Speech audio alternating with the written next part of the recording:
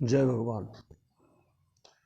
दीपावली के परम पावन अवसर पर सभी शिष्यों को एवं सभी स्वजनों को सत्यदेव महाराज शर्मा बंधु का जय भगवान। ये परम पावन पर्व मन को मजबूत, विचारों को पवित्र, आत्मा को शक्ति जीने के लिए प्रेरित करते हैं। जीवन के अंदर नाना प्रकार के उतार और चढ़ाव आते हैं, सुख दुख आते हैं। स्वजन, दुर्जन, कठोर, नरम सभी तरह के जीवों से मिलना होता है।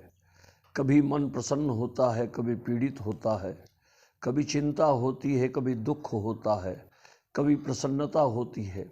लेकिन परमात्मा से जुड़ने के बाद एकमात्र प्रसन्नता के सिवा अन्य कुछ प्राप्त नहीं होता। जब मन को शांति, बुद्धि को शांति, विचारों को शांति, आत्मा को शांति, इंद्रियों को शांति, दृष्टि को शांति, कानों को शांति, सभी प्रकार से जब शांति की प्राप्त होती है और शांति जब प्राप्त होती है तो मन प्रसन्न होता है, और मन प्रसन्न होता है तो परमात्मा से जुड़ता है। ईश्वर से जुड़ने के साथ मन में एक आनंद, एक होती है खुशी और एक होता है आनंद। खुशी क्षणिक है, थोड़ी देर आनंद आता है, थोड़ा देर अच्छा लगता है, बाद में उसका महत्व समाप्त हो जाता है। किंतु आनंद जो है चिरस्थायी है। निजानंद पहले होना चाहिए, अपने अंदर आनंद को खोजना। जब निजानंद प्राप्त हो जाए तो उसके बाद में आनंद की बहुत सी श्रेणियाँ, अखंडानंद, परमानंद, ब्रह्मानंद, ये सारे आनंदों से हम धीरे धीरे करके परिचित होते हैं।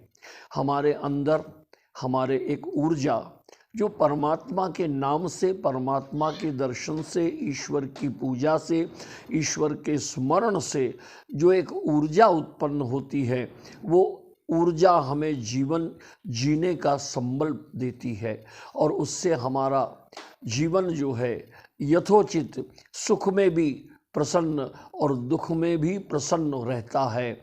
ऐसी व्यवस्था हमारे यहाँ शास्त्रों ने, हमारे आचार्यों ने, हमारे पूर्वजों ने सुंदर ढंग से तैयार की, ताकि मानव जब तक जीवित रहे तब तक ईश्वर से जुड़ कर के आनंद की प्राप्ति करे। ईश्वर से जुड़ के जो आनंद की प्राप्ति होती है वो लोगों से जुड़ के नहीं, जब लोगों में परमात्मा का दर्शन हो जाए।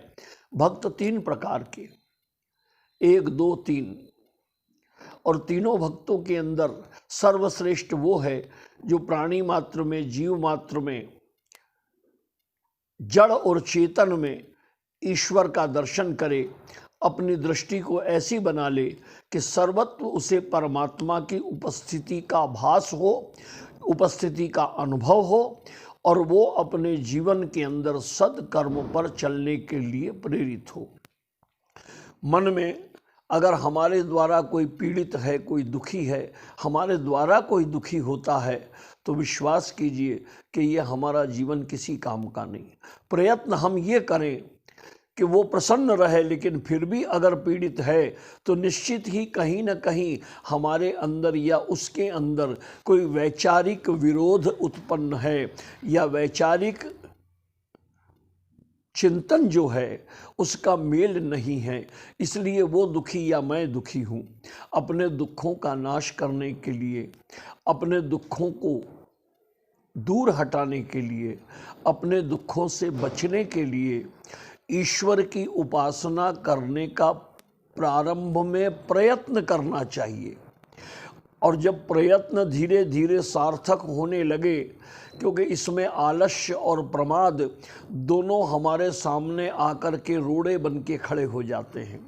जब हम भगवान की ओर चलते हैं तो हमारा मन भी घबराता है कि ये मुझ पर विजय प्राप्त कर लेगा तो फिर मैं इस पे शासन नहीं कर पाऊंगा, इसलिए मन भी हमें भटकाता है, विचार भी हमें भटकाते हैं। लेकिन जो दृढ़ता से ईश्वर से जुड़ने का प्रयत्न करता है तो धीरे धीरे वो ब्रह्मानंद और परमानंद की प्राप्ति करता है।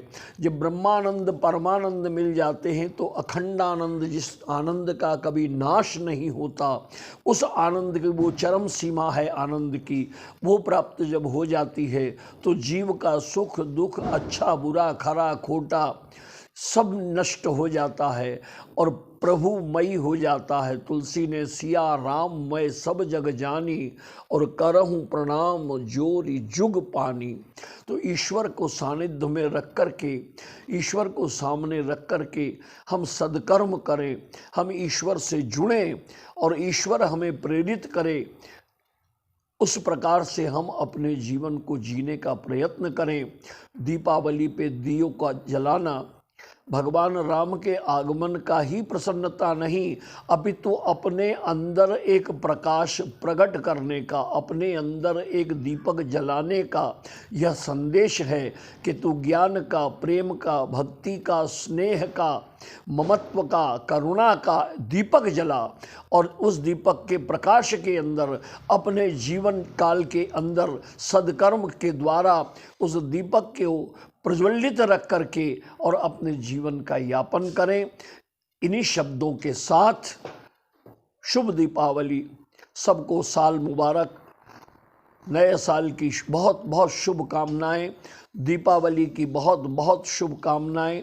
परमात्मा आपका आने वाला वर्ष खूब मंगलमयी हो, खूब आनंदमयी हो।